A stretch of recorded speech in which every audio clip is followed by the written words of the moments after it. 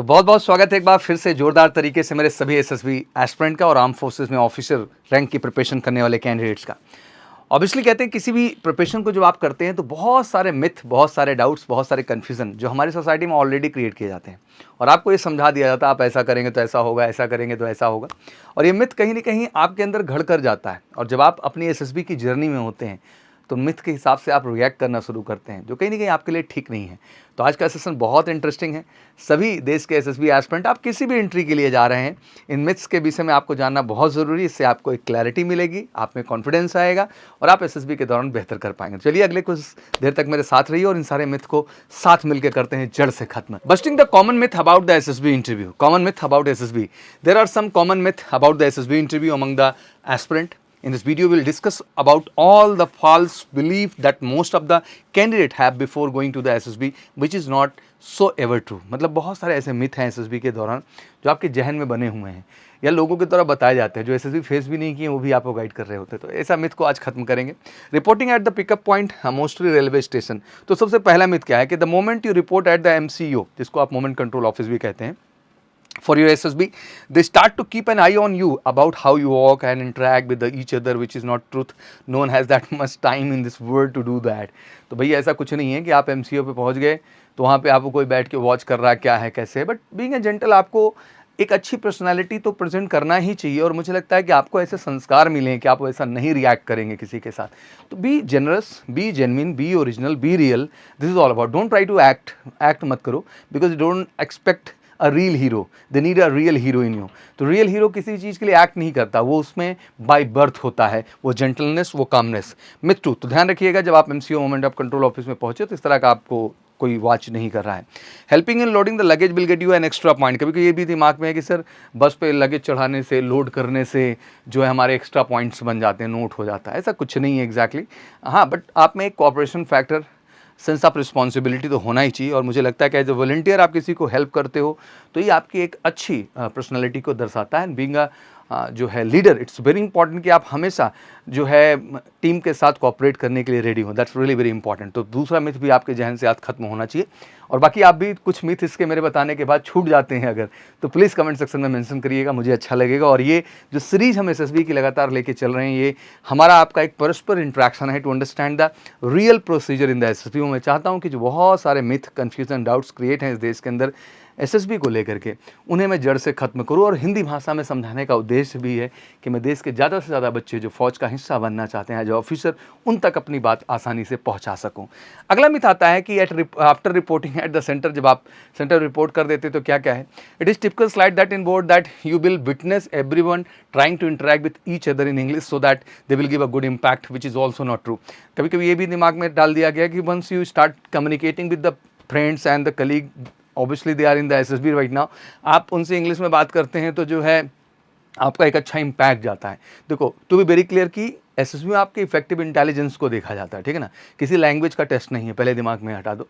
हाँ, बट आप इंग्लिश में बात करते हो, कम्युनिकेट करते हो तो अच्छी साइन है, ठीक है ना। तो इसको उस दृष्टिकोण से देख करके एक्टिंग मत करो, बी रियल। अगर आपको इंग्लिश में बात करने का मन कर रहा है तो प्लीज़ इंग्लिश में बात करिए, हिंदी में बात करने का मन कर रहा है तो आप हिंदी में करिए। इस मिथ में मत रहिए कि हाँ इसके बात करने से कोई फ़र्क पड़ेगा। और बहुत सारी जो है कॉमन मिसकॉन्सेप्शंस हैं जिनको लेके हम बात करेंगे। जैसे जो कैंडिडेट फौजी बैकग्राउंड से आए हुए हैं, मिलिट्री स्कूल से हैं, सैनिक स्कूल से हैं, वो ज़्यादा बेटर है, उनको प्रिविलेज मिलता है, उनको ज़्यादा केयर मिलता है। जो नॉन आर्मी बैकग्राउंड कैंडिडेट्स आते हैं उन्हें उतनी इक्वल अपॉर्चुनिटी नहीं मिलती, उन्हें वो मौका नहीं मिलता है। Look, SSB is a different selection procedure जहाँ हर इंडिविजुअल पर्सनालिटी को इंडिविजुअली एनालाइज किया जा रहा है। जाना सबको एकेडमी में ही है और एकेडमी में जाने से पहले जो पैरामीटर है उस एकेडमी को पहुंचने के लिए वो सबके लिए समान है। आप किसी भी बैकग्राउंड से आते हो, उससे कोई फ़र्क नहीं पड़ता है, ठीक है ना। तो इस भ्रम से भी आपका निकल जाना बहुत ज़रूरी है कि आप सिविलियन हैं, be honest, show your skills and qualities. SSB is never biased. It's a very original and genuine selection procedure. आपको सब पार्ट में अच्छा करना पड़ेगा, साइकोलॉजी में, PI में, इंटरव्यू में, हर पार्ट में, ठीक है ना। Some candidate don't get chance to speak in GD, तो उनको लगता है कि अब GD मुझे बोलने को नहीं मिला तो मैं तेज तेज साथ चिल्लाऊंगा। पर देखो, चिल्लाने से अच्छा इम्पैक्ट नहीं क्रिएट हो जाता है। आप एक टीम के साथ कर रहे हैं तो आपका टीम वर्क सबसे बड़ा फोकस होना चाहिए। एंड ये बिल्कुल सही नहीं कि आप बहुत तेज साउट करते हैं तो आप बहुत अच्छा इम्पैक्ट किसी के ऊपर कर देते हैं। One of the common myth देखा है मैंने कि YR is not check sir, ये भी बड़ा भ्रम है। मैं बता देना चाहता हूँ, YR की अपनी ग्रेड्स होती है बच्चा, जो ऑफिसर इंटेलिजेंस रेटिंग टेस्ट आपका है, और उसमें ग्रेड 1 ग्रेड 2 कैंडिडेट हमेशा प्रिविलेज्ड होते हैं, बिल्कुल चेक होता है स्क्रीनिंग से लेकर आपके कॉन्फ्रेंस तक। अगर आप बॉर्डर लाइन क्लासेस में आते हैं तो कहीं ना कहीं OIR पार्ट आपको बहुत मदद करता है। तो इस कन्फ्यूजन से भी निकल जाना कि OIR को लाइटली लेना है, टेक इट सीरियस। आपकी स्क्रीनिंग से लेकर कॉन्फ्रेंस इन होने तक के रोल में उसका महत्व है, क्योंकि वो आपके IQ को दर्शाता है। सातवीं बात, it is told you that stay will always be watched and there are hidden cameras everywhere. Let me tell you that is not also true. ऐसा कुछ नहीं है कि आपका स्टे कोई वॉच कर रहा है बैठ के, कैसे रह रहे हो, कैसे उठ रहे हो, कैसे बैठ रहे हो, कैसे लेट रहे हो आप। कोई कैमरे वैमरे नहीं लगे होते हैं। आप एक अच्छे इंसान की तरह एक अच्छे संस्कार के साथ कैसे कहीं स्टे करते हो, that as you need to take care. हाँ, ऑब्वियसली मैं ये कहना चाहूँगा, you portray yourself as a gentleman always during the stay. आपका जो सहन का तरीका होना चाहिए वो हमेशा जेंटलमैन होना चाहिए, मैं हमेशा सजेस्ट करूँगा।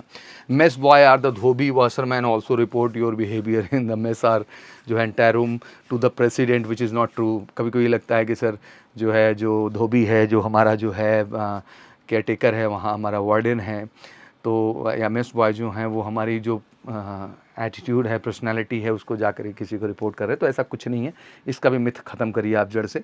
एग्जैक्टली ऐसा कुछ नहीं होता। बट अल्टीमेट मैं ये ज़रूर कहना चाहूँगा कि आपको एक जेंटलमैन एंड हमेशा एक पोलाइट बिहेवियर रखना चाहिए और लोगों के साथ, ये एक अच्छे लीडर की पहचान होती है।